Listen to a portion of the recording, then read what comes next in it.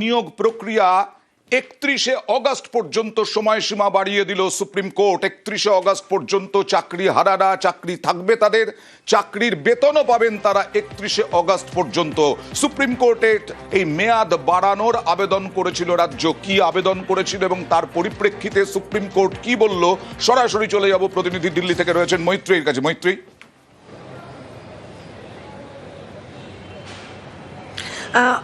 অয়ন, দেখো, আজকে সর্বোচ্চ আদালতে রাজ্যের তরফ থেকে যে আবেদন করা হয়েছিল যে এই যে নিয়োগ প্রক্রিয়া যা 31শে ডিসেম্বরের মধ্যে শেষ করার কথা ছিল, কিন্তু সেই নিয়োগ প্রক্রিয়া শেষ করতে আরও কিছুটা সময় লাগবে রাজ্যের। তার কারণ 11-12-এর ক্ষেত্রে এই নিয়োগ প্রক্রিয়া পুরোটা শেষ করতে আরও মাসখানেক সময় এবং সব মিলিয়ে নিয়োগ প্রক্রিয়া শেষ করতে 6 থেকে 8 মাস সময় লাগবে।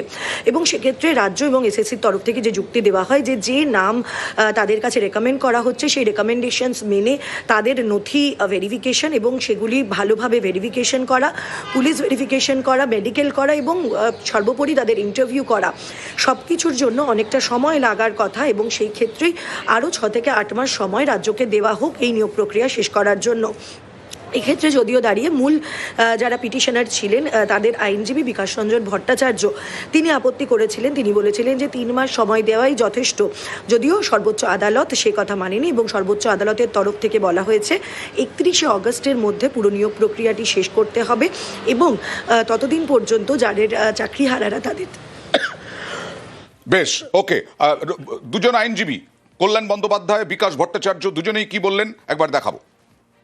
সুপ্রিম কোর্ট বলেছে যে সরকার অ্যাফিডেভিট ফাইল করবে, অ্যাফিডেভিট ফাইল করার পর চূড়ান্ত শুনানি করা হবে। ততদিন পর্যন্ত যে অন্তর্বর্তী আদেশ দিয়েছেন সেই আদেশটা জারি হবে না, কেপটি নেবেন। ইন্টারিম অর্ডার নিয়ে কোর্ট কোনো রকম হস্তক্ষেপ করেনি অন মেরিট, যেহেতু ওদের অভিযোগ ছিল যে ওদের নাকি শোনেনি, সেই জন্যই অ্যাফিডেভিটের কথা বলেছে।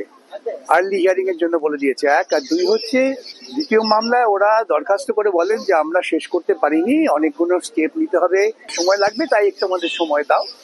তা আদালত ওদের আগস্ট পর্যন্ত সময় দিয়ে বাহানা করে ওরা এই যাদের ইলিগাল অ্যাপয়েন্টমেন্ট হয়েছে তাদের অ্যাপয়েন্টমেন্ট কিছুদিন টানতে চাইছে। আমাদের মনে হচ্ছে সে সামনে নির্বাচনে ওরা এটাকে একটা হাতিয়ার করার চেষ্টা করবে, কিন্তু এটা ওদের পক্ষে বয়ে হবে। এক্সটেনশন চাওয়া হয়েছিল, সুপ্রিম কোর্ট আজকে এক্সটেনশন দিয়েছে আগস্ট পর্যন্ত এগুলো কমপ্লিট করে নিতে, এবং যারা আনটেন্টেড টিচার যারা রয়েছে, যারা কাজ করছিল, তারাও এই আগস্ট পর্যন্ত, এন্ড অফ দি আগস্ট পর্যন্ত কাজ করতে পারবে। প্রায় হয়ে এসছে, আর একটু বাকি আছে। আমরা বলেছি যে 200খানা মামলা সুপ্রিম কোর্ট, কলকাতা হাইকোর্টে ডিসপোজ হয়েছে, আর 150 মামলা পেন্ডিং রয়েছে। যেভাবে কলকাতা হাইকোর্টে মামলায় এন্টারটেন করা আছে, এটাও তো আমাদের পক্ষে সম্ভব হচ্ছে না, এভাবে তো সম্ভব হচ্ছে না। একটা সিলেকশন প্রসেস শেষ করার জন্য একটা টার্গেট আছে, 2025 শেষ হয়ে 26 হলো, তাতেও এখনো লেগে রয়েছে। তাই আমি বললাম যে বাংলায় একটা কথা আছে মাইলর, বাংলায় কথাটা বলে অতৃপ্ত আত্মা, তা ওরা হচ্ছে অতৃপ্ত আত্মা। চাকরিহারা যারা আন্দোলনের মুখ, সুমন বিশ্বাস, মেহবুব মন্ডল, তারা কি বলছেন দেখুন। এটা একটা টেম্পোরারি রিলিফ, এটা হবারই ছিল। এখনো সময় আছে রাজ্য সরকারকে, এই যে সময়টুকু সুপ্রিম কোর্ট দিয়েছে এর মধ্যে যোগ্যদের তালিকাটা দিক, প্রকৃত তালিকা দিয়ে যোগ্যদের চাকরি ফেরা। এই পরীক্ষা এক্সটেনশন এর কোনো প্রয়োজন থাকবে না। কোর্ট বারবার তাদের অবস্থান পরিবর্তন করছে, কোর্ট ন্যায় বিচার দিতে পারছে না, এটা আমাদের কাছে আক্ষেপ। এক্সটেনশনে সাময়িক হয়তো খুশি চাকরিহারারা হবেন, কারণ সবাই তো চান তাদের চাকরিটা ফিরুক। আর আমাদের ঘোষিত নীতি এসএসসি 2016 প্যানেলের একজন যোগ্যকেও বঞ্চিত করা চলবে না। আগামী দিনে গণতান্ত্রিকভাবে সংঘাত, রাস্তার লড়াই বাঁধবে, চেষ্টা করব আমরা। যেহেতু নিয়োগ 31শে ডিসেম্বরের মধ্যে কমপ্লিট করার কথা ছিল, সেটা সার্বিকভাবে নিয়োগ করাটা সম্ভব হয়নি। এসএসসি তার রিপোর্টটা পেশ করেছে এবং পেশ করার পরে বোর্ডের পক্ষ থেকে দাবি করা হয়েছে যে মাধ্যমিক পরীক্ষা আছে।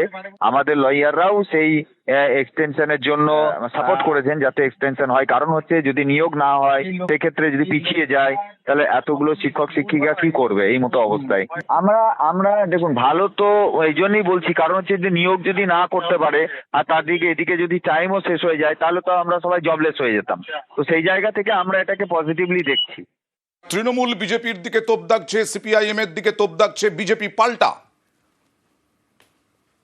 দেখুন, রাজনৈতিক অস্তিত্ব প্রেতাত্মা রুদ্রস্বামী, বিকাশ ভট্টাচার্য, তরুণ জ্যোতি তিওয়ারির মতো এই কাকচিল শকুনদের আজকে কাঁদবার দিন, যারা বারংবার মামলা করে বিভিন্ন অছিলায় এ রাজ্যে যুবক যুবতীরা যাতে চাকরি না পায় তার জন্য উঠে পড়ে লেগেছিল, আজকে তাদের আবার কাঁদবার দিন। দুর্নীতি করে যারা চাকরি পেয়েছিল তারা বাদে বাকি সকলে এবং নতুন 1 লক্ষে চাকরি পাবে বাংলার বেকার ছেলে মেয়েরা। মহামান্য সুপ্রিম কোর্টের এই নির্দেশে আজকে তারা আরো স্বস্তির নিঃশ্বাস ফেলল। এই রায় বাংলা বিরোধীদের গালে আবারও সজোরে সপাটে চপেটাঘাত ছাড়া আর কিছুই নয়। আইন আইনের পথে চলছে, আইনের বিষয়ে আইন দেখবেন, বিচার ব্যবস্থা দেখবেন, কিন্তু তৃণমূলের যারা মুখপাত্র বা যারা কর্তা ব্যক্তি তারা আস্ফালন করছেন যে এতে নাকি বাংলার মানুষের ছেলে মেয়েদের মুখে হাসি ফুটবে, একটুখানি সংশোধন হবে, এটাতে বাংলা তৃণমূল করা যারা দুষ্কৃতী তাদের মুখে হাসি ফুটলেও ফুটতে পারে। কেননা এই সময়ের মধ্যে না আবার তৃণমূল যা জিনিস, এই সময়ের মধ্যে না আবার কোন রকম ফোকর খুঁজে বার করে টাকা চুরি, এই ব্যাপারে আদালত যেন দৃষ্টি দেন, এটাই আমরা আশা রাখবো।